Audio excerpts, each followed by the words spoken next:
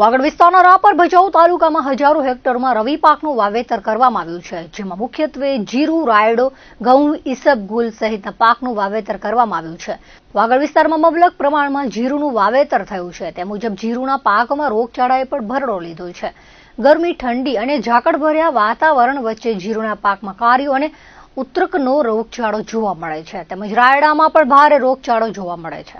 રાપર ભચાઉ તાલુકાના મોટા ભાગના ગામોના વિસ્તારોમાં રવિ પાકમાં નુકસાની થઈ છે. આ અંગે ખેડૂતોએ જણાવ્યું હતું કે જેમ ખેતીવાડી વિભાગ દ્વારા રવિ પાકના આંકડા આપવામાં આવે છે, એમ ખેડૂતોને રવિ પાકમાં જે રીતે રોગચાળાના લીધે નુકસાન થાય છે તેના આંકડા આપવા જોઈએ અને સર્વે કરાવવાની ખેડૂતોએ માંગણી કરી હતી. રાપર ભચાઉ તાલુકામાં 10 થી 12 હજાર હેક્ટરમાં નુકસાનીનો અંદાજ ખેડૂતોએ વ્યક્ત કર્યો છે. રાપર તાલુકામાં 43,000 હેક્ટર જીરાનું વાવેતર થયો છે.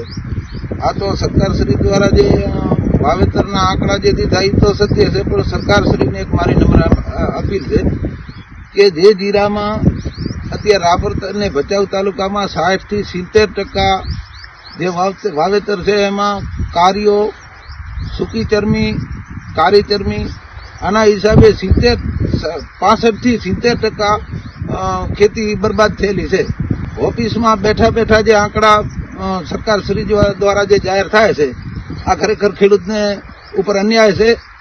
તો મારી સરકારશ્રીને અપીલ છે કે જ્યાં જીરો રાપર તાલુકામાં પાકવાની નહીવત સંભાવના છે, એની જગ્યાએ હજારો કરોડો રૂપિયાનું જે માલ ઉત્પાદન થવાના જે આંકડા આપે છે, તો સરકારશ્રી અને મીડિયા હાઉસ આ જો ખેડૂતને આવડો બધો અન્યાય થતો હોય તો ખરેખર ફિલ્ડમાં જઈ અને ખેડૂતની વેદના સાંભળવી જોઈએ.